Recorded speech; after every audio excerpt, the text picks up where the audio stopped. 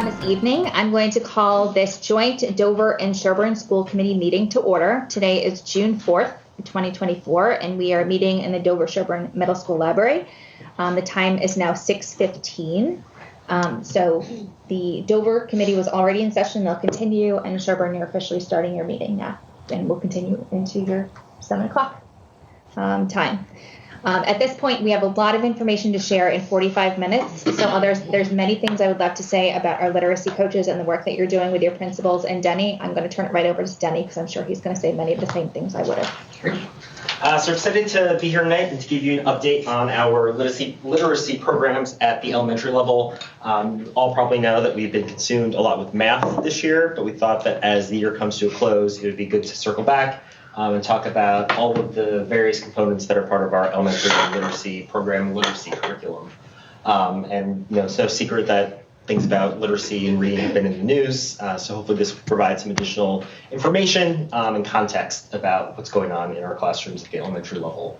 So just the quick thank yous to our Dover and Sherborn school committees, to Superintendent McCoy, who as assistant superintendent led a lot of this work. I cannot say enough about Priscilla Steffen, who is our literacy coach at Chickering, and Jen Ryan, who's our literacy coach, soon to be assistant principal at Pine Hill. They put the majority of the work into this presentation. They are the ones that are on the ground every day with the teachers, sending me texts about an article they saw online, a blog post, a podcast they just read. They are really living in this world, and everything that you see tonight is a result of their hard work. Definitely have to thank the elementary building leaders who support this work, and our instructional leaders, and our teachers, EAs, and our staff that are the ones that are making this work every day. They're working, Jen and Priscilla, planning, and just doing all the great stuff that you're going to see in the videos that we have tonight. So the essential questions that are going to guide our presentation tonight are: what are the components of our elementary literacy curriculum? How do we monitor student progress in literacy? And then how do we support students who are identified as needing additional supports, and what are those supports? So this just gives you an idea of some of the vocabulary and how everything comes together. So just so that everybody's on the same page, we start off with standards and frameworks. We have Massachusetts ELA frameworks, we have the Common Core frameworks. From that, we as a district come up with what the curriculum is going to be, which you can see by this overview of a curriculum map here, and then our district values, which are the portrait of graduate competencies. And then, based on the standards and frameworks and the curriculum and our district values, we figure out what are the best programs that are going to meet our goals, and you kind of just pick the best of the best that are going to get you to all of these things here. So you can see when we think about literacy, we're not just talking about a curriculum, a program. These are all the various components that make up our elementary literacy program, our literacy curriculum. And you have an opportunity when you're putting together the curriculum to really think about who your students are, who teachers are, what are the things that you want students to get at the end of their kind of literacy journey at the elementary level, and then to pick the programs that are going to be most useful and that have a lot of the research and the evidence behind them as well. So the last time I was speaking to you, I gave you this reminder about the math pilot and adopting the math curriculum, but I think it's a good reminder again that there is no such thing as a perfect curriculum. So when we think about a perfect curriculum or a perfect program, we know that curriculum doesn't exist within a vacuum. This is the instructional core that we often talk about as the foundations for what happens in the classroom. So we know that the curriculum is just one piece of this puzzle. It's the teachers and staff that take the programs, that take the curriculum and make decisions on what to do with those programs and with that curriculum. We know that we have the students and how they're interacting with the curriculum and with the teachers and staff. And we have the content and we have the skills that we're trying to get students to. So all of these things work together.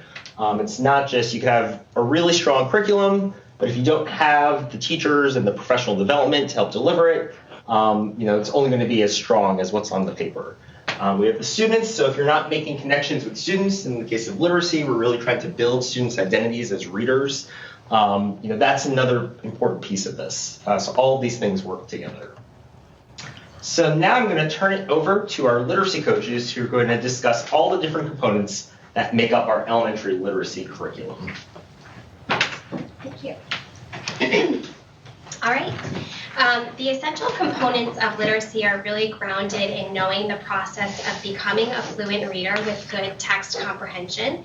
And this process involves developing and coordinating a range of essential skills and knowledge. Oop, I should flip the slide so you know what I'm talking about. There we go. So students need to become accurate and fluent with lifting the print off a page or recognizing words. And this happens when students can understand and manipulate the sound structure of English, also known as phonological awareness, and can associate sounds with letter patterns for decoding and spelling. Readers also draw on their understanding of language and their knowledge about how text and the broader world work to comprehend. So this visual was developed by Scarborough, a leading researcher of language and literacy, to illustrate this process of learning to read as a rope, where each strand represents a skill or knowledge bank that weave together and reinforce one another. But to boil it all down, reading has two basic components, word recognition and language comprehension. And strong reading comprehension can't occur unless both decoding skills and language comprehension abilities are strong. So this formula is known as the simple view of reading. As teachers, we want the content of our instruction to strengthen the skills within each of these domains, with students becoming more sophisticated, accurate, and fluent over time. The term evidence-based is often used to describe literacy programs and practices. The Institute of Education Sciences, or IES, defines evidence-based practices as those with positive findings in multiple well-designed and executed studies. And IES has synthesized the research and identified specific instructional practices in literacy with strong or moderate evidence, which is what you see here. And knowledge of these evidence-based practices informs how teachers carry out instruction in their classrooms. So these evidence-based practices are the way that the rest of the presentation has been framed or organized. And as we get into the other slides, you'll see how these strategies look in Dover-Sherborn. Before we dive into that, the next two slides give you an overview of how the day is structured for students. So our students engage in three core instructional blocks: word study, reader's workshop, and writer's workshop. And here you can see the skills that are addressed within and across these blocks of time. It's important to know that while students receive explicit instruction during word study, they develop their foundational literacy skills across all three instructional blocks as they engage in reading and writing. Both the word study block and reader's workshop involve a combination of direct whole group instruction with guided practice from the teacher, and then time for small groups or individualized support, and then opportunities for independent practice. So we're going to start by focusing on the evidence-based strategies that we utilize which support the word recognition or decoding side of that rope. Phonological awareness is foundational to successful phonics acquisition. There is strong evidence for developing students' awareness of sounds in speech and their connections to letters. In our kindergarten and first grade classrooms, teachers have access to the Haggerty Phonemic Awareness manuals, which provide them with a bank of brief and engaging phonological awareness activities, which are like really quick word games. And teachers draw from this resource with the knowledge that research supports instruction that prioritizes developing student skill at the sound level over larger phonological units like syllables or rhyme patterns, and that showing letters during phonemic awareness activities strengthens students' knowledge of letter-sound correspondences. We have a few videos to give you a picture of what this looks like in a classroom. You're going to see a kindergarten class where students are practicing a variety of skills. In the first clip, they are working on isolating sounds in words. In this case, they were paying attention to the initial consonant blends. And you'll notice that they're facing a projector so that as they orally produce the sounds, the associated letters are appearing. Glad, glance. Say it with me. Glad, glance, go. Nice job. Go. Students also practice putting sounds together into whole words, and this blending is important for reading.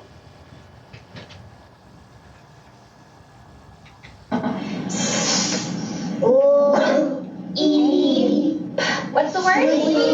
Good. And they work on taking a word and breaking it into its individual sounds. And this sound segmentation is important for spelling. Flake. Say flake. Flake. Give me the sounds. Glue your eyes up here. Flake. Oh, love it. You got it. You'll notice that because they saw that word flake, they noticed the silent E at the end, which was very exciting. Here are some additional photos of phonological awareness activities. You can see that often teachers make this instruction hands-on using manipulatives like Play-Doh, Pop-Its, or touch lights. In this case, they're using those manipulatives to segment the sounds in words. And picture cards are really great, especially if there's print on them, to help reinforce that alphabetic principle and also build vocabulary. So that phonemic awareness is important because it primes students to crack the code of reading and writing. In terms of phonics instruction, there is strong evidence for both teaching students to decode and analyze word parts and building their decoding skills so that they can read complex multisyllabic words. We utilize Foundations K-3 and Lexia Core 5 K-2 to provide explicit systematic phonics instruction. And teachers may adjust the pacing or differentiate phonics instruction based on assessment information. You can see here that teachers include a variety of games and activities to make this time hands-on. Up at the top, there's some first graders playing a version of the headbands game where they're practicing reading and spelling at the sentence level. And at the bottom, there's a small kindergarten group working on writing words with short vowel sounds. And during this, the teacher can reinforce other skills like pencil grip and handwriting. Foundations is a research-based multisensory phonics program, and that means that the learning of phonics is not incidental. During Foundations lessons, students are directly and clearly told the relationships between sounds, letters, and meanings. And then students apply taught phonics patterns to reading and spelling. In these pictures, you get a glimpse into how students practice reading and spelling specific sounds in isolation, then within words, and then within phrases or sentences. And the aim is for students to be both accurate and fluent with applying these patterns.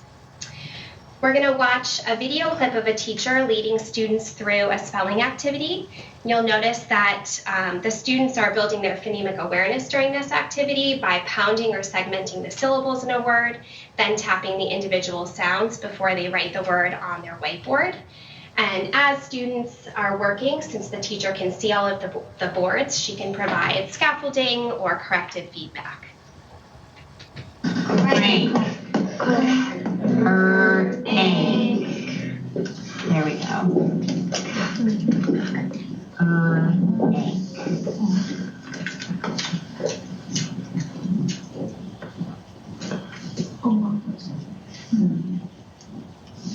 How many? In the next video, first graders are reading words with a silent E pattern. And this is called a word chaining activity where one letter is being changed each time to make a new word for students to read. Vine, vein, pain, pine, spine. In both of these examples, you can see how during lessons, students have frequent opportunities to respond orally or in writing. Foundations lessons also target additional skills that you see here on the side, such as concepts of print, handwriting, and teaching of irregular high-frequency words, which they call trick words. As an example of how we adjust curricular resources based on new research and best practices, teachers have adjusted the strategy for teaching Foundations trick words using routines that draw students' attention to letter patterns that are regular and those that are irregular and need to be memorized. For example, in the word what, the W, H, and T make the expected sounds, but the A makes an unexpected sound, and that needs to be learned through repetition. So we're going to watch two first graders who are playing a version of rock, paper, scissors to practice the trick word what. W-H-A-T, what? In K-2, students also have access to Lexia Core 5, a program with a strong evidence base, which individually places students so they can work on at, below, or above grade level skills in phonemic awareness, phonics, fluency, vocabulary, and comprehension. And this offers another avenue for differentiating instruction. As the rope suggests, we have to provide opportunities for students to apply these discrete skills in phonemic awareness and phonics. There is strong evidence for providing ample opportunity for students to read connected text every day to support their reading accuracy, fluency, and comprehension.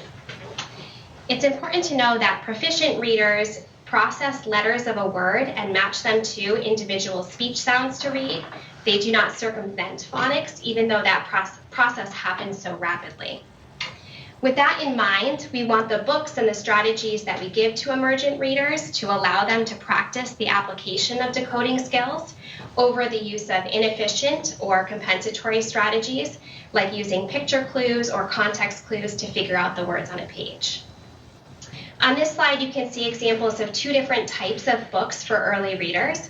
On the right is a decodable text, which is written to contain phonics patterns students have been taught, allowing them to apply these skills. This differs from other early leveled readers, like the photo on the left, which have a repetitive sentence structure and contain words with phonics patterns students have not yet learned. With these books, students may rely on the pattern of a sentence, picture clues, or initial letter sounds to figure out unknown words. Knowing this, over the past several years, we've been so fortunate to be able to add significantly to our collection of decodable texts. There are also just so many more high-quality decodable texts out there. So we have a variety of fiction decodable books. We also have in K-2 the GEODS decodable texts. And these books are aligned to the Foundation scope and sequence and organized into text sets that build students' background knowledge about different topics. So up at the top, there are some kindergarten students reading a book from a set of books that teach them about the geography, landmarks, and traditions across 3 continents. And we're going to watch a couple students reading one of those books. Go ahead. This is not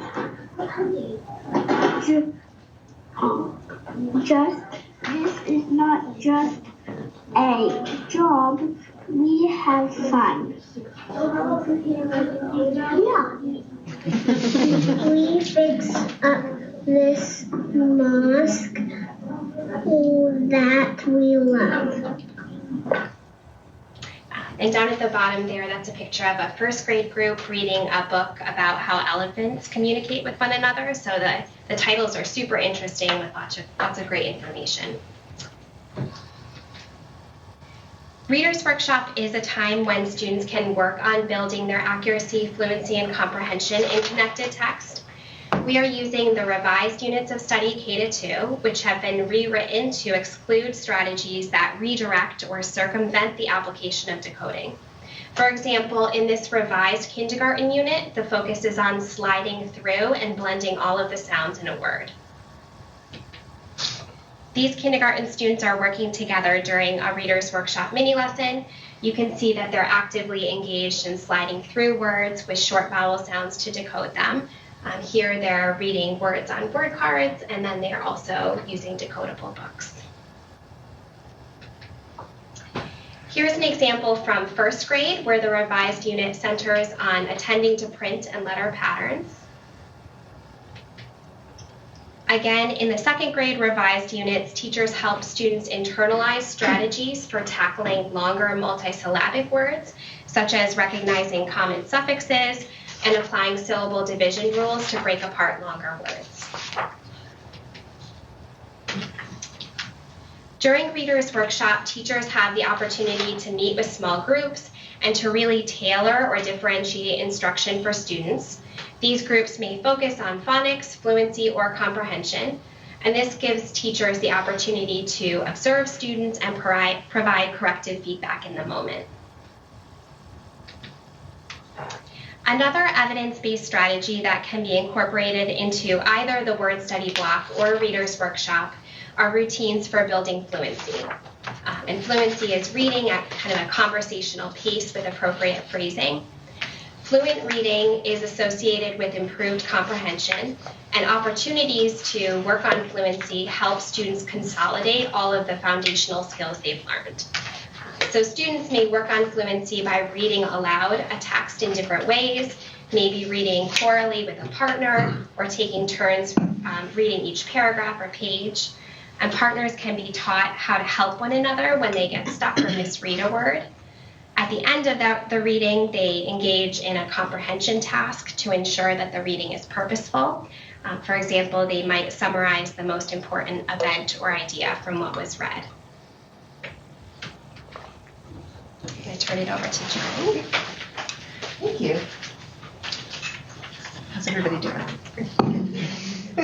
So Reader's Workshop, as Priscilla mentioned, is another component of our daily literacy instruction. It's a time for explicit whole group instruction and targeted differentiated instruction that's designed to meet the needs of all learners in any given classroom. So Reader's Workshop is made of two main parts: a whole group mini lesson and an independent work phase that provides an opportunity for differentiated instruction.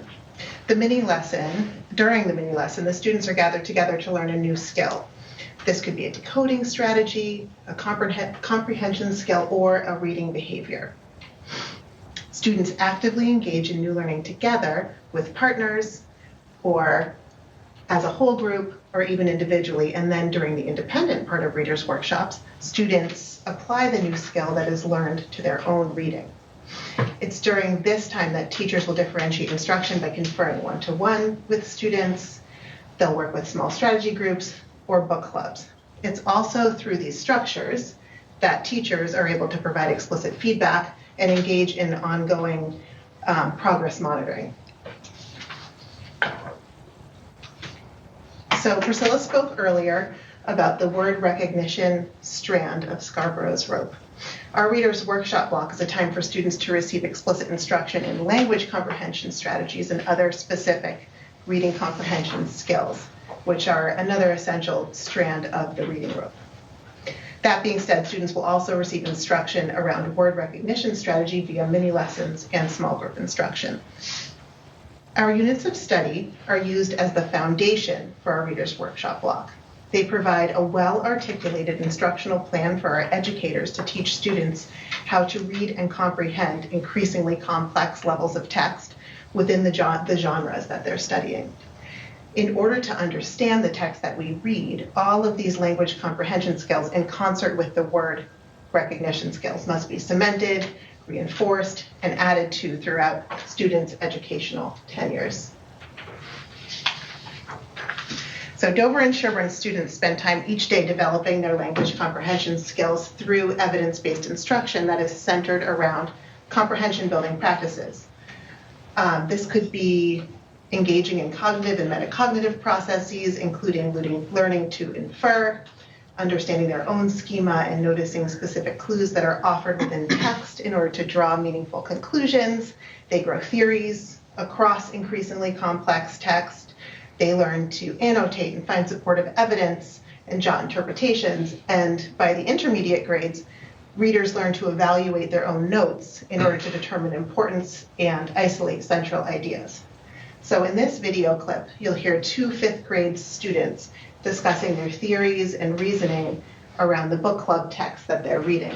These students are actively taking notes. They're just at the very beginning of their book club reading, and they're talking about the factors that influence characters' identity and the power dynamics at play in their book. And I will also note that I did not warn these two students that I was going to film them, so they didn't have a heads up. This is just off the cuff. I think you might need to press play on this one, Denny. So in the beginning of the book, the power was with this girl's mom, which Amari pushed. And the reason she pushed this girl, because in the book it said because she thought it was funny to joke that my brother was dead. So I also think that it was a lot worse than it actually was, and all of the pressure was being put on Amari.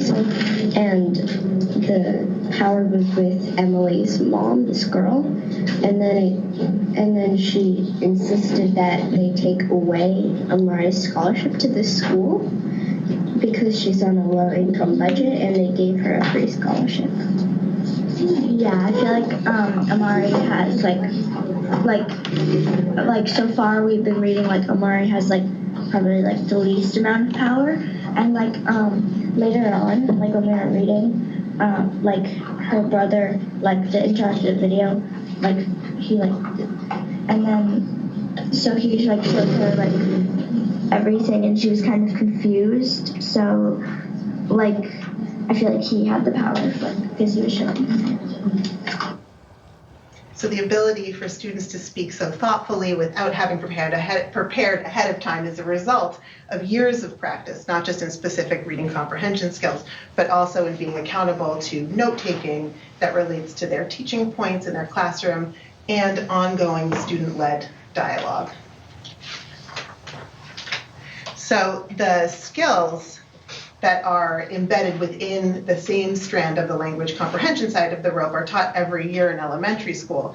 The ways in which students interact with these skills and the expectations for learning increase in sophistication as students ascend the grades. So here's an example of the way one comprehension skill, determining themes, is experienced across the grades. So a second grader should be able to identify the lesson learned by the main character while reading. If we jump ahead to fifth grade students will be able to identify multiple significant themes across a text. They can substantiate their theories about themes by citing evidence from the plot and also the ways in which the author wrote the book. You can see that though each year in narrative-based units of study, students learn to identify a theme, every year builds on the next and increases in complexity and demand as the students reach new developmental milestones. The neat thing about progressions like these is our educators can utilize maps of these nuanced shifts all the way from kindergarten to sixth grade.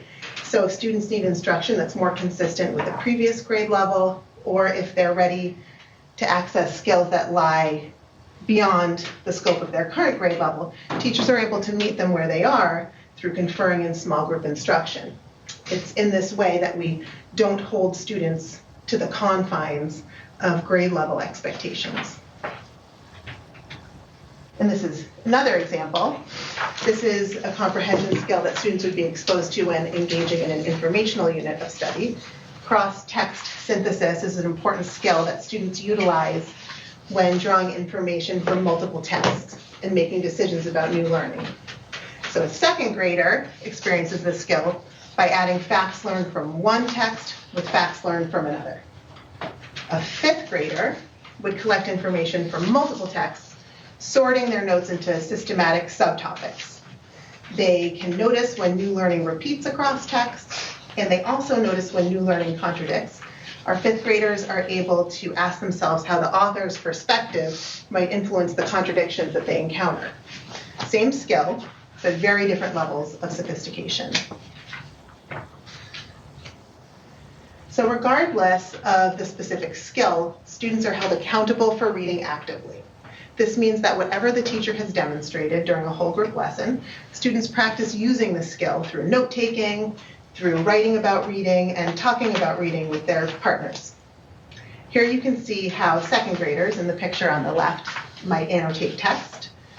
They're tracking for their inferences about characters, and you can see that they're jotting important words and some pictures. And then on the right, you can see how this skill is elevated by 5th grade when students are expected to be able to cite textual evidence and their interpretations that they have. We would also like to note that several of our units of study are designed to provide cross-curricular connections. It's through these informational reading units that students learn specific comprehension strategies, while also learning specific science or social studies concepts. So here are 2 examples.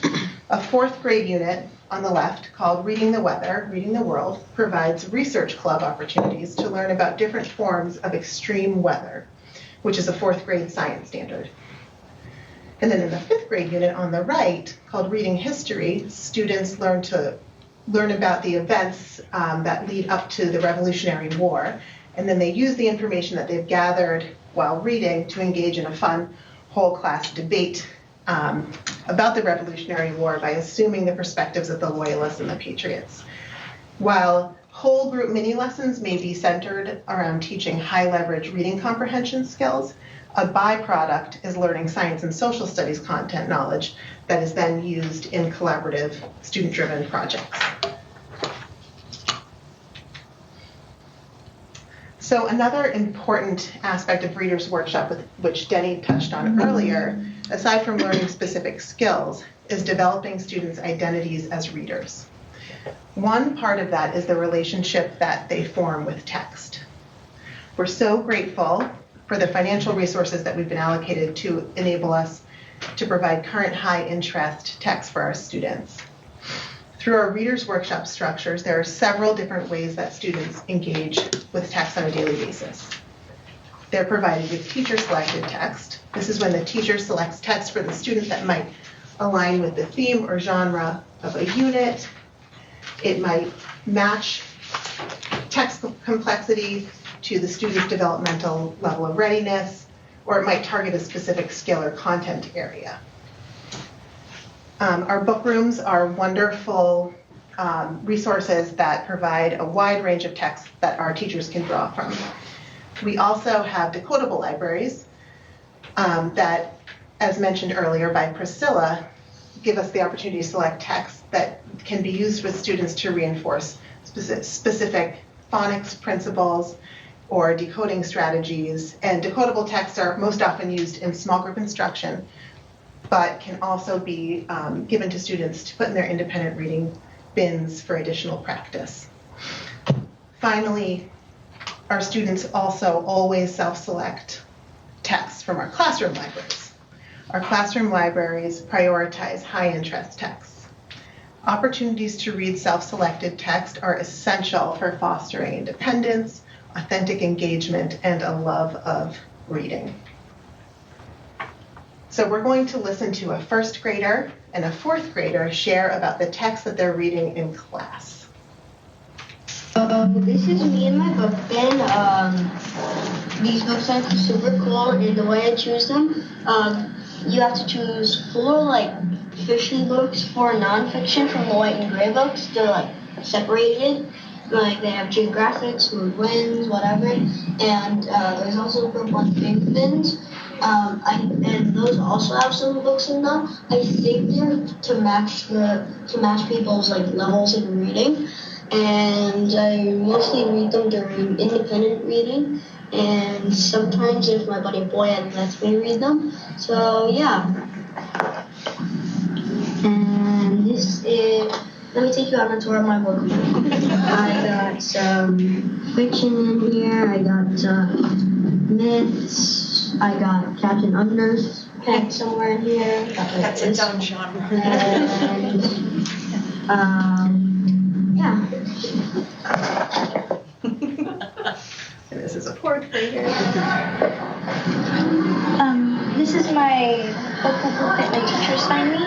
It's Paper Wishes, and it's about a girl named Manami, and she has a dog, and she's it's right after Pearl Harbor, so she was in an internment camp. My teacher assigned me this, for my book club, and I make notes about it, like about the perspective and power. This is the book that I chose for my independent reading. I picked this book because I love graphic novels and I always like the Asian kind of cultures. So I picked this book because I'm interested in graphic novels and Chinese people. So as you can see, those students truly feel a sense of independence and ownership over the text that they're reading, both the books that they've chosen for themselves and that their teachers have assigned for them. So we work really hard in our schools to balance the development of skills that are required to become proficient readers with the development of a passion for reading, because both are crucial to becoming lifelong readers. Let's take a look at some students' insights that they have enthusiastically agreed to share with us about how and why they chose the books that they connect with. So Ellie here, who's a kindergartner, said, I like butterflies. Jackson, who's in 4th grade, chose the book Sisters. He said, I like adventure and I have 2 sisters, so I understand it can be a little hard to get along sometimes. So true, Jackson. Dolly, who's in 2nd grade, said, I chose this book because I love cheer and I do it every day with my friends. And then Ryan, who's reading My Weird School, said, I chose this book because I like funny books and these books are hilarious. Okay. Great. So Jen Priscilla has just done a phenomenal job in walking us through that first essential question about all of the components that make up our literacy curriculum. And you can see that we mix in the joy, we mix in the science of reading aspects and the phonics, we mix in just so many different pieces come together for our literacy program. Our second essential questions that we're looking at were how do we monitor the progress that students are making in literacy, and then how do we support students who are identified as needing additional literacy support. So like you've heard us speak about in a lot of school committee meetings, we use the MTSS multi-tiered system of support to support all of our students. So you can see it's broken down into the instruction and curriculum, which we just went over, the evidence-based resources and instructional routines, and then the systems and structures we have in place to make sure that we're supporting all of our students. So at the elementary level, we have our WIN blocks, or what I need blocks, where students get put into groups based upon the specific needs or areas that they want to show growth in. We have the data that we collect through diagnostic tests and through screening, that are ongoing progress monitoring to see how our students are progressing. So this all comes together into our MTSS system, which has 3 different tiers to it. So tier 1 instruction is that instruction that every student gets. So it doesn't matter, that's provided to all students. Tier 2 instruction, often given to anywhere between 15% of students, is an additional level of support that might happen during the WIN blocks. That might be work with an interventionist. That might be something that shows up on one of the screeners where a student needs some specific help on a specific skill. Then kind of the highest tier, 1 to 5% of students, tier 3 instruction. That's even more structured support. These tiers of instruction through the MTSS system are available to all students. So we're not just talking about students that might be on an educational plan. This is every student has access to these tiers of supports.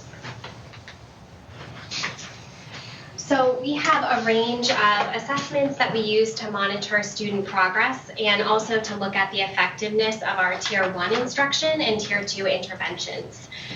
We use M-Class DIBELS 8th edition as our universal screener.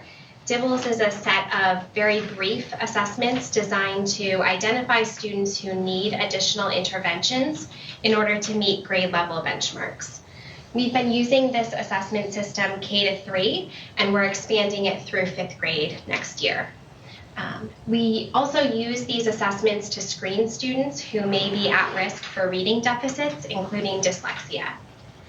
We also draw, as you can see here, from a range of diagnostic assessments and curriculum-based measures to determine the specific skills that students need to work on.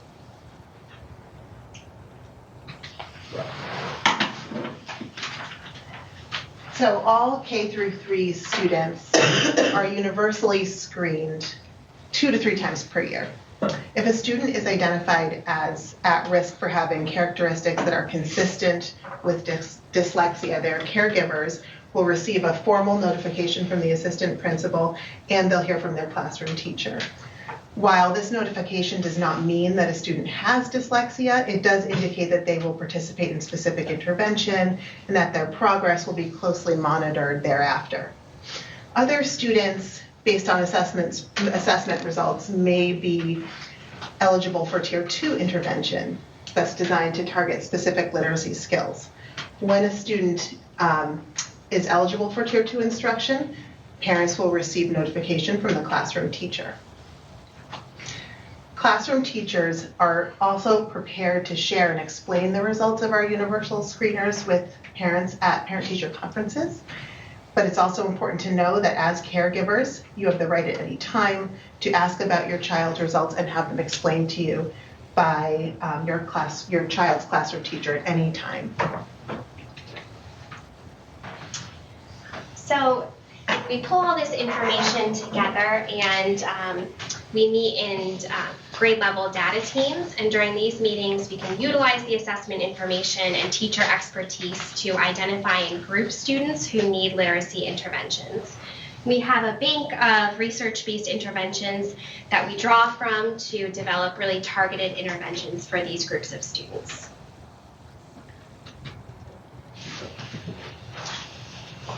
So that has been a lot of information. I think people are probably also interested in, so how are our students doing in terms of reading? So this is hot off the presses, the results of our end of the year DIBELS assessments. So you can see where our students are at right now, crossed over in Sherborn. Our kindergarten students, 90% of them are reading at or above grade level, 85% in first graders, 89% of our second graders, and 84% of our third graders. So these are fantastic results. They reflect the work that our coaches have been doing, work that our teachers have been doing, our interventionists in supporting all of our students. Just for some reference, this is the historical data from the past few years, indicating where our students are at in percentages at or above grade level. So just kind of grades have been moving up, and then we've been seeing a lot of growth as students are moving up. We know that as students move up to a grade, the demands of that grade increase. So that's why sometimes we see some shifts going from like 88 to 84 to 84, because we know that as students get older, kind of what we're expecting and the benchmarks are set higher for those students. So in what ways do we support our teachers in their professional learning around literacy? Well, one of the biggest resources that we are lucky enough to have in Dover and Sherborn is coaches. So we have 2 math coaches next year. And again, you just heard from our 2 coaches. They stay up to date on all the research that's happening. They read journal articles, podcasts, blogs. They follow social media. We get a weekly memo that summarizes a lot of research called the Marshall Memo. So they're kind of staying up to date on everything that's going on. And then, since teachers have so much on their plates, they're able to relay this information to teachers in a variety of ways. So they can go in, they can meet with grade levels of teachers. We have coaching cycles, which can be anywhere between 3 to 6 weeks, where one of the coaches works with a teacher on an area that they want to continue to improve their practicing. So some examples of these coaching cycles have been on the science of reading, dyslexia, decodables, referring, student-led dialogue, planning small groups, and phonics skills, and strategies for whole group word study. And this is really nice to have these coaching cycles because the coaches get to meet with the teachers, they get to plan. Sometimes the coaches come in and they model lessons for teachers. Sometimes they co-teach. They're providing feedback to the teachers. And again, teachers have very, very busy lives. So this all happens during the school day, which is nice. So we're not asking our teachers to have to go to an extra professional development after school. This is happening during the school day. And our teachers are able to get that feedback from their coaches. And our coaches are peers with the teachers, so it's not evaluative feedback, but it's just ways to better serve our students and strengthen an area that a teacher identifies that they want to improve on. We, of course, still send teacher, staff, and administrators to different conferences and professional development. We offer in-district professional development. So this past fall, we offered professional development for our elementary teachers on decodable texts and the psychology of active literacy engagement. And then we often have our teachers who are doing training and certification in Orton, Gillingham, and Wilson, which were specific reading phonics programs. So where does this leave us as we are looking forward? So we're going to continue to monitor student progress using our slate of diagnostic tools. As Priscilla mentioned, we have the DIBELS, which we're going to be using K through 5. We're going to have a new phonics screener that we're going to be using in the earlier grades. So we're going to continue to monitor progress and look at data. Our coaches engage, as they mentioned, with our teachers and building leaders in data meetings to discuss the results of data and to make decisions about students. We're going to continue our professional learning and application around the science of reading. And next year, we're going to begin a review process of our elementary ELA curriculum. This is the very, very early part of the process. It's really a 6-year period. Years 1 and 2 really focus on research and data analysis. So first off, thinking about what do we value in an ELA curriculum and ELA programs. So having conversations with teachers and staff, with building leaders, with community members about what we value for an ELA curriculum. Thinking about, are our current programs aligned with the science and research of literacy instruction? Then looking at the actual data, so how are our students doing? How are they performing? And as other districts begin to shift to new ELA programs, what are they learning about implementing new ELA programs? How has it impacted teachers and students?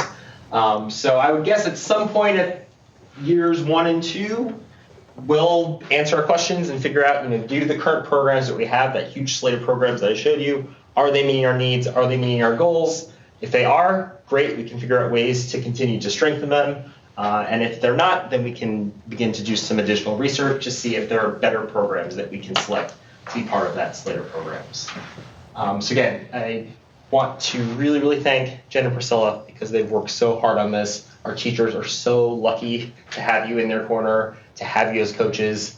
And I think just their expertise just was fully demonstrated tonight in the way they were able to move through these very highly complex concepts of literacy and the way that they deliver them to the teachers and can talk to the teachers with them. You can see as well, like they're on the ground with the students, talking to the students every day and seeing how students are experiencing the various literacy programs that we have. So at this point, should I turn it back over to Superintendent McCoy? Sure. So if there's any outstanding questions or comments from our Dover and Sherborn school committee members, we have lots of experts in the room who are happy to answer them.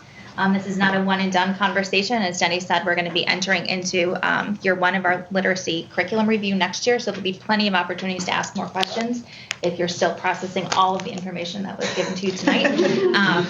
But if there's anything pressing, feel free to ask.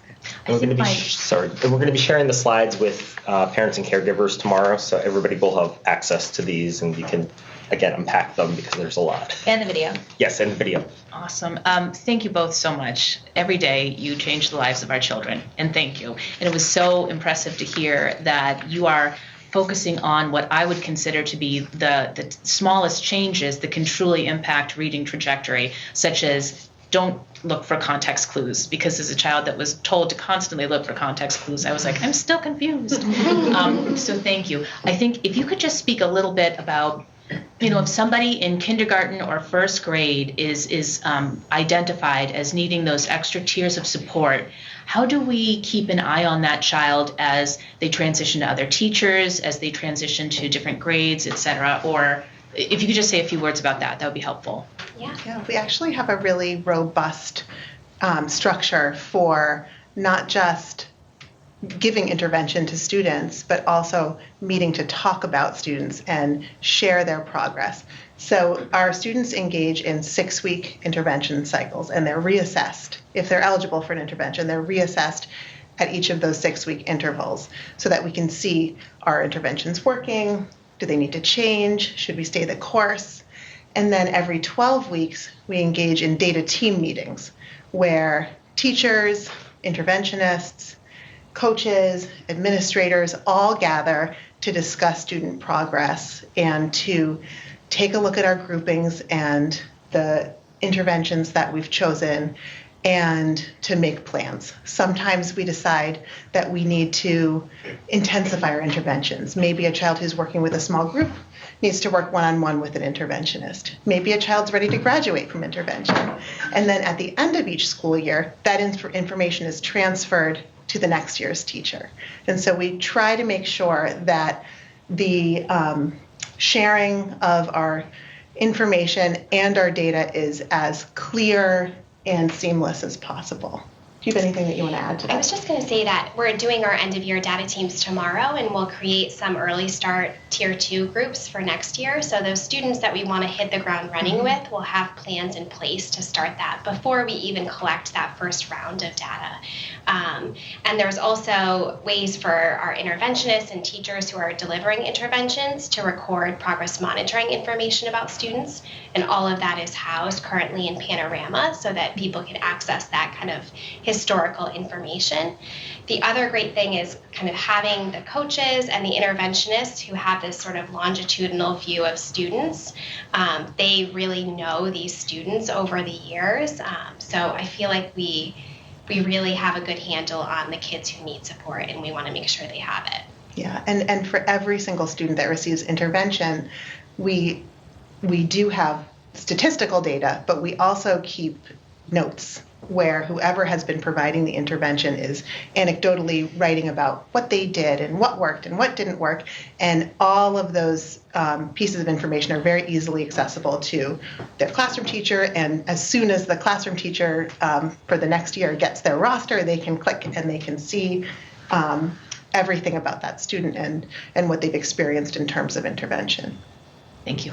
Next year, all of the data is going to be housed in a platform called Open Architects. Yeah. So you can pull up a student and you'll be able to see any intervention data, progress notes, MCAS scores, IXL data, DIBELS data, attendance. So you'll get a really nice snapshot of that student when you pull it up. Wonderful. Thank you. One question I have on the other side of that is for the students who are above grade level and looking for more. I know when we did the math conversation, one of the things that the math coaches really liked about the program we selected was that the information was readily available for teachers. I'm curious in our current curriculum, that's also the case. Like, how easy is it for teachers to provide additional opportunities to voracious readers and kids who are above grade level? Yeah, I think that's one of the wonderful things about a reader's workshop model is that ability to tier up is inherent in everything that we do because so much of our work is one-to-one or in small groups. I showed a couple of slides that had almost like a micro progression of skills across a grade level, and all teachers have this document that has every single strand and what should be taught in really preschool through grade 6. So if you're a 4th grade teacher and you're in an informational unit, you can see what you should teach into that might be a year or two ahead to meet the needs of learners who are really ready. And we have a wide range of text available that is appropriate, but also will offer the challenge needed for students to engage at that level. Awesome. Thank you. Yeah. Any other pressing questions? I have a quick question about the chart you showed. Was it just the data from up to 3rd grade, right? Yes. And that's because it's from DIBELS. And how about, do we have any data from 4th and 5th grades? We have different data from 4th and 5th grade because we haven't used DIBELS with the upper grades yet, but starting next year we will. So next year we'll be assessing all grades using the DIBELS screener, and we'll be trying another assessment system that will give us some more information about other aspects of reading, like reading comprehension and things like that, so that we can monitor progress across the reading spectrum. Mm-hmm. Thank you. And sorry, I have one more. You talked about coaching cycles. Are those self-selected by teachers who want help on something, or are those identified by either administrators or you two as opportunity areas, or both? That's a really good question. So this year and last year, we've engaged in coaching cycles that have been sort of grade level based. So we've worked with, kindergarten and 1st grade teachers in a 6-week cycle and then switch to 3rd and 4th grade teachers. Any teachers who are newer to the profession or might have just switched grade levels will engage in ongoing coaching much more regularly throughout the school year. But we're experimenting with ideas for next year around grouping teachers based on self-selected goals for coaching like you described. Yeah, and sometimes a teacher has a specific thing that they want to work on. Other times it's a pair of teachers or a group of teachers. So it's kind of flexible in that way. Mm-hmm. Thank you. And I'll just add, they talked about, the generous purchases we've made, and actually coinciding this with sort of the ESSER, we have used at the elementary levels a lot of our ESSER money to buy the geopacks, the units of study, our title grant. So we have extended beyond just what you see in your operating budget to utilize other monies that have come in to sort of supplement what they're both trying to do. So I could go back and add, but I would say we're close to probably $100,000 in what we've spent over the last 4 years on adding text to the different grade levels and the different strategies that they talked about. So if I could just close by saying, I've been a parent in the district for 11 years. My children both went to Pine Hill, and I've been an educator in the district for 7. And I think just from that perspective, it's been amazing to see the growth of our literacy program over that time. As you were talking, I just think that the number of programs you've selected that work cohesively together, but were also targeted because of the evidence that show that they are great at X strategy for kids or teaching this skill for kids is super impressive. Incorporating what we've learned from the science of reading and making sure that we continue to stay on top of the research and bring those strategies into our classrooms and make sure that our teachers are using them with kids, I think is impressive. The books and resources, if you look at classroom libraries 10 years ago versus now, they have exploded. And I feel like anytime I do visits at Book Chickering in Pine Hill and it's reading, kids are super involved in the books and they have their book bins and they're proud to show you what they're looking at. 10 years ago, coaches were a dream, and now we have 2 of them. So that's super exciting. And then just the work around the MTSS model.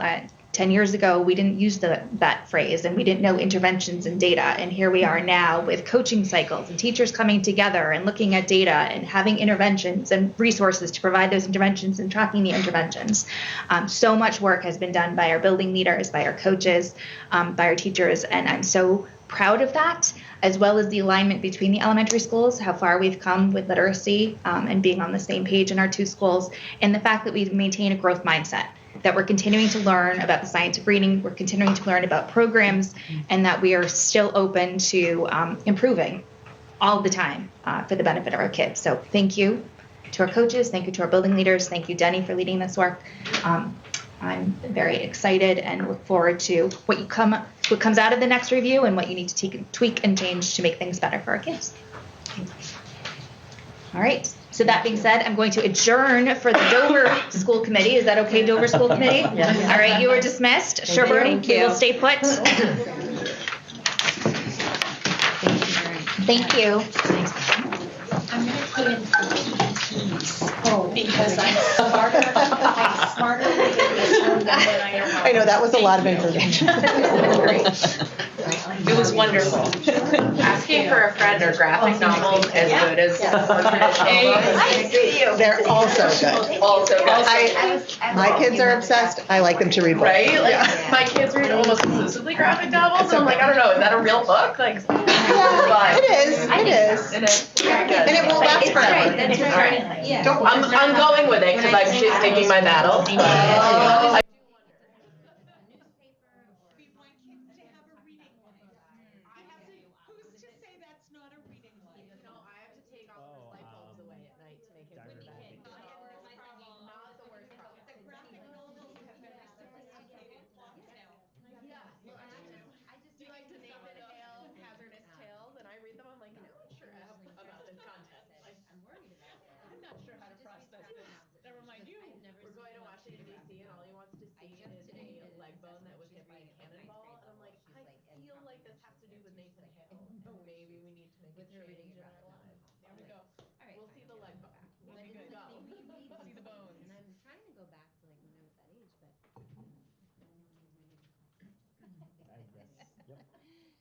All right, Sherborn. Here almost. Yeah, minus Nathaniel, and he isn't able to join us tonight, so that's okay. All right, so Sherborn School Committee, I'm going to call this meeting to order. It is June 4th, and we are meeting in the Dover Middle School Library. It is now 7:14, and we will begin our meeting. And hello to those of us who are here on Zoom. Before we begin, I want to recognize and welcome our 2 new members to the Sherborn School Committee. Mega is joining us. She knows lots about Pine Hill from her role in the CSA and parent volunteer world. Nathaniel Johnson, who wasn't able to make it tonight, is also a new member. I've had the chance to meet with both of them individually and get to know them a little bit, why they're interested in being on the school committee, their hopes and dreams for both Pine Hill and the district. And it's very exciting that we have some fresh perspective and new lenses to bring to the team. So welcome. Thank you. Excited to be here. That said, it's time to relaunch the Sherborn School Committee with new leadership. So at this point, I would like to invite a motion, or a nominee, I should say, for chair of the Sherborn School Committee. Would anybody like to make a nomination? I'd like to nominate Christine Walsh. Kristen Walsh. Any other nominations? Is there a second for Christine Walsh to be chair? Becca Hammond, second. Okay. Any discussion? I support it enthusiastically. All right, since we're all in person, we can do a vote together. So all in favor of Christine Walsh being chair, say aye. Aye. All right. Christine, congratulations on being chair. And I'll turn it over to you to find a secretary. Excellent. Should I nominate someone tonight, or should that be off? Yes, so you can ask for a nomination, or you can nominate someone yourself. I would like to nominate someone who has been by my side for this incredible journey, Kristen Averley, as secretary. May I have a second? Meg Canella, second. Any discussion? Enthusiastically support. All in favor? Aye. Okay, so passes. Okay. Oh, so now it's me. All right, here we are. So we're starting with community comments. Great. All right. We are moving on to a very important part of our meeting, which is community comments. Do we have anyone in the Zoom? We have Kimberly, who's not here for community comments, but is an incredible parent and advocate from Boston who is interested in joining the Sherborn School Committee, and we are so thankful to have you here. Welcome. Were you interested in community comment? No. Okay, well then we have no community comments.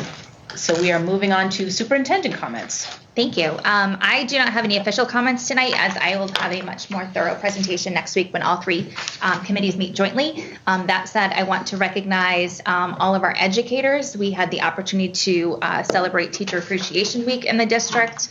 And just seeing the love and support that they got from students and the families and the community was amazing across all 4 schools. So I too want to let them know I appreciate them. Denny, myself, and Kate McCarthy raffled off. We're each buying a different teacher lunch and bringing it to them.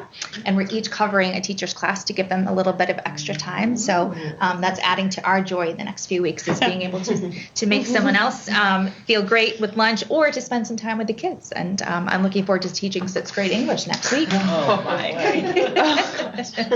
And I also want to recognize our leaders and our teachers who are keeping the trains running at the end of the school year, planning for the next year at the same time, and managing the energy level in June, which I think is, September through May all combined.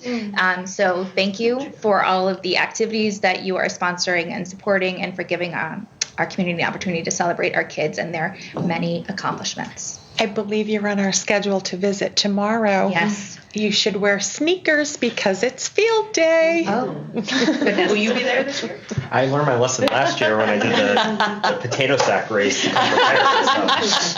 Well, and the video. Yes. Oh, the music video was just perfect. So fun. And lastly, before I turn the the baton back over to now Chair Walsh. I just want to recognize Dr. Brown in her retirement. Dr. Brown has been our Pine Hill principal and source of joy and love and learning for 12 years, and we wish you all the best. There is absolutely no way we will fill your shoes or the love and joy that you bring to Pine Hill. But we wish you all the best in your next chapter. We know that you will come back to visit often, and I'm glad that our community will have multiple opportunities to celebrate you, especially this coming Friday.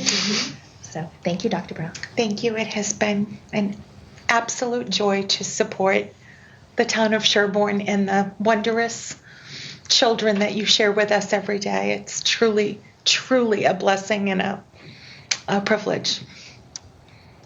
We learned way more from your children than they could possibly learn from us, and that is the truth.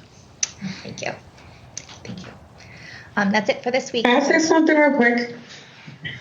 Sorry, can I say something real quick regarding Dr. Brown? When I first came into Pine Hill, Sure. especially I seen more from Jada, getting so excited. So I really appreciate it. As I said on Sunday, how you never have a bad day.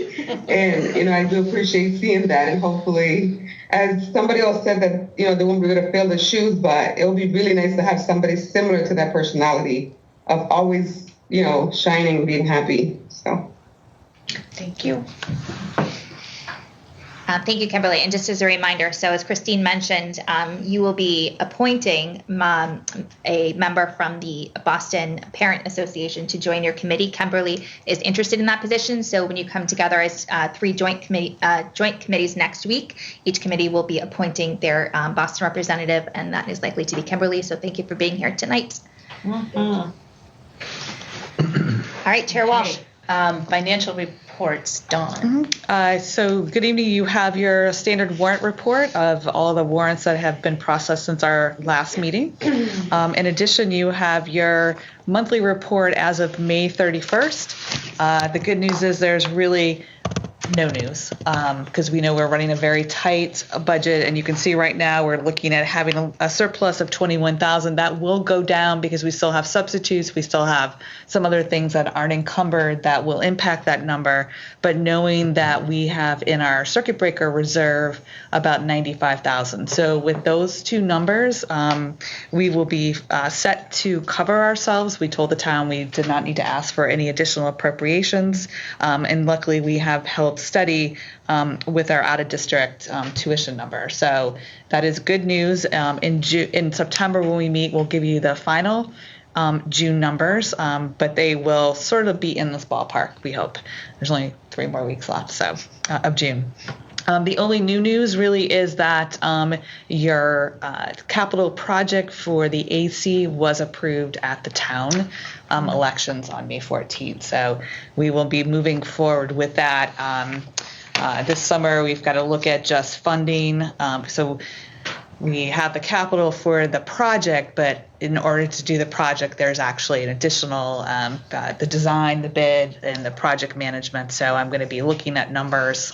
We had told the town we would figure out how to finance that so that we could get this project continuing to move. So in September, I'll be able to give you more of that. We probably will have already engaged in something to get it started, but we'll keep you updated. And just, I'm sorry to interrupt, but just remind me that we're targeting the work to be done on that next summer. Exactly. For the fall of 25. Fall of 25. Yep. Yeah. Okay. Exactly. So hopefully not this summer, but next summer all the work will take place. Okay. Yeah. Great. I will say that we had a couple of, I think it was 2 weeks ago, we had that little bit of a hot stretch. So we did bring in our portable ACs and actually had called, and we're going to have them picked up. And then the forecast had some higher 80 numbers. When once we said don't pick them up, the numbers went down. But there has been some opportunities. Tomorrow looks warm, so I do think it's enough to sort of give you a little extra help from sort of whatever builds up during the day. And I still think it's a great thing to have for our SHETA program, who's there until 6 o'clock. And so having those in the auditorium definitely gives them a place when it heats up after 2 o'clock. So, and that will come from the building fund when we pay that bill. Okay. Any questions on anything? Okay, good. Thank you, Dawn. You're welcome. Okay, discussion items. We have the 2024-25 first read of the school improvement plan.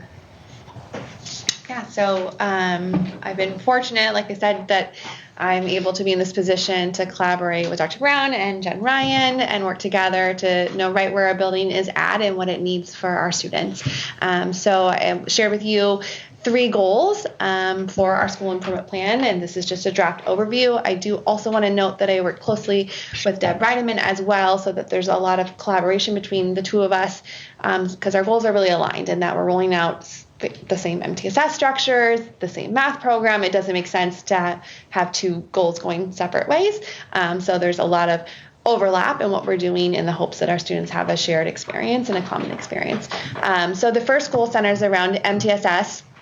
And as Jen and Priscilla spoke to during the presentation, we've done a lot of work to streamline our practices in this area. And so our focus is just to continue developing and streamlining and ensuring that we're using research-based tools. And now that we have those systems and structures in place, we're in a really poised position to launch with those tools. So continuation of our responsive classroom practices and UDL, and that's kind of looking at the tier 1. The second kind of portion of that goal is our systematizing of tiers 1, 2, and 3. So you can see all the tools, and most of them are spoke about in the literacy program. So that's expanding DIBELS through K all the way through 5th grade, additional phonics screeners, implementation of different resources and tools. So when those students are receiving interventions, it's not just a teacher pulling something they know works really well, but that we're using evidence-based research instructional tools to make sure that those kids are getting exactly what they need. And then lastly, something that we're working on at Pine Hill specific to us is really implementing a school-wide positive behavior intervention program. So our goal is to really streamline and set that bar really high for our students, for our expectations, and celebrating all the wonderful things they bring and reinforcing that behavior. So that's defining expectations and shared language, and again, trying to make it feel a little less piecemeally, like, oh, this works for this kid, this works for this kid, but really thinking more as a system. How can we ensure that our students are experiencing joy and reinforcement in a really positive way. So using restorative practices when something happens and being consistent about that, increasing our counseling services, but also the expectations, and then in a really fun and kid-centered way. So you'll notice, like on this, there's a little Piney the pine cone, who's going to be our little mascot coming up. Kevin very developed, so finding fun ways to celebrate things that our kids do, but also finding streamlined ways to do that so that there's shared experiences amongst all students at Pine Hill. So shifting into our second goal regarding our new math curriculum. So it was important to us, as building leaders, to not just have a goal that we are, rolling out a new math program, but that we're also strengthening the mathematical instructional practices.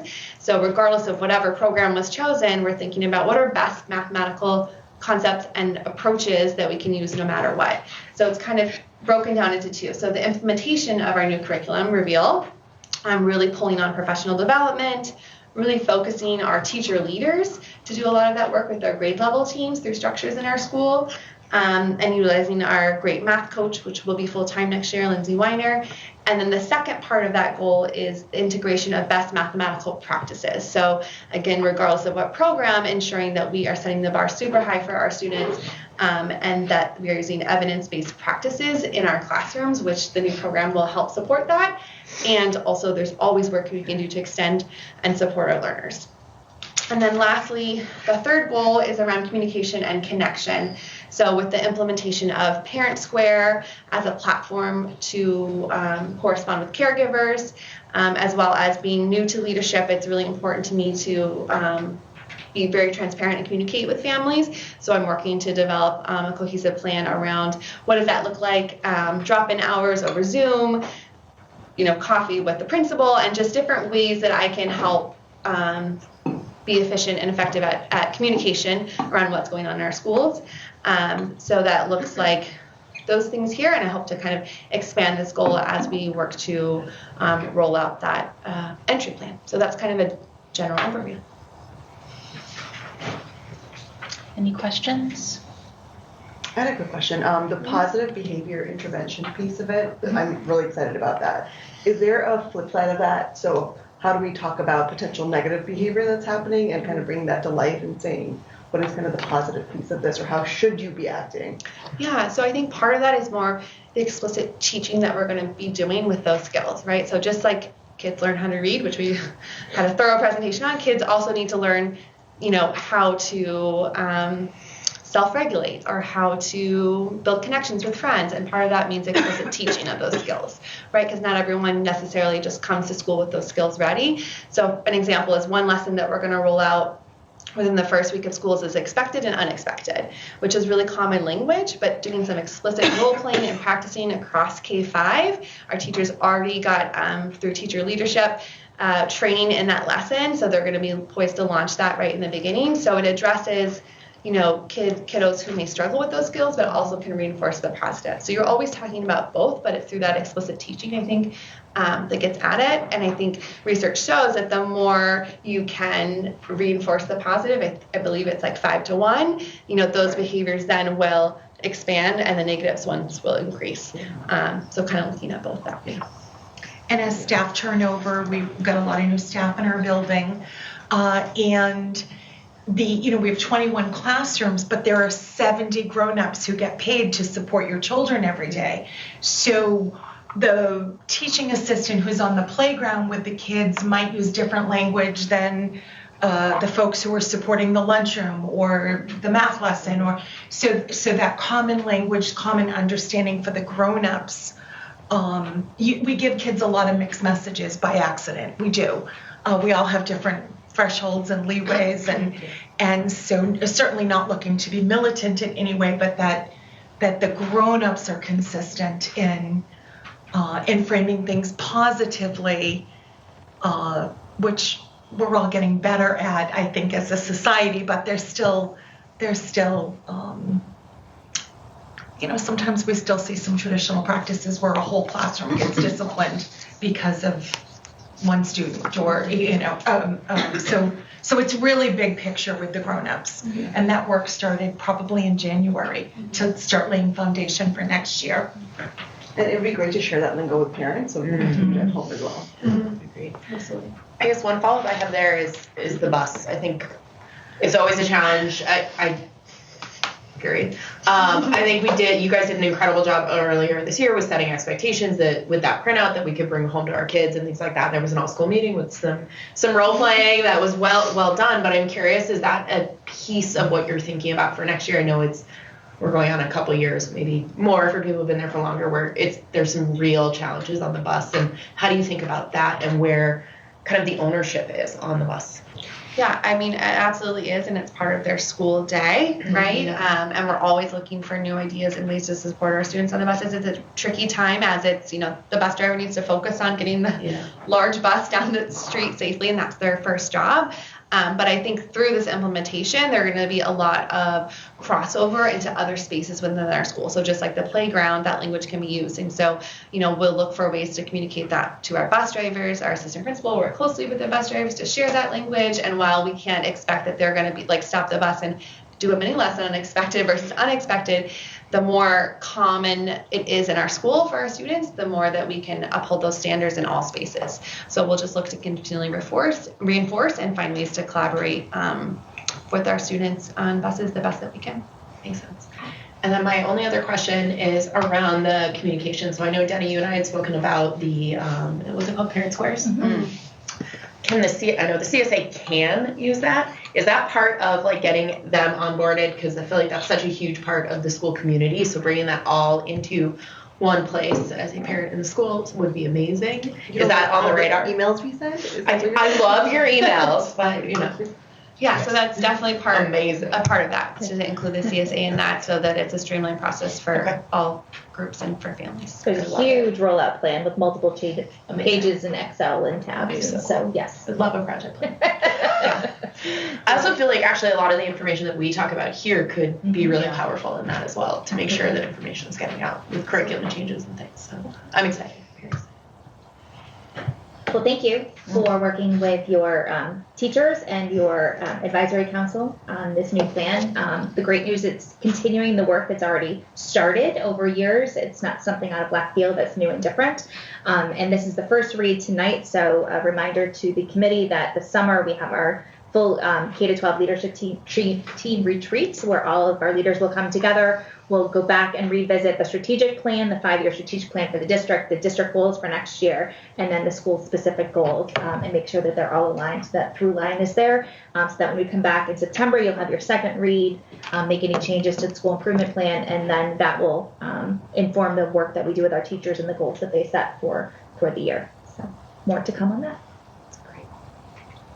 Thank you so much. You do so much. I know that you have a wonderful person helping you and guiding you, but like every time I listen to you share your vision, I just get more excited. And like Becca, I'm extremely excited for Parent Square.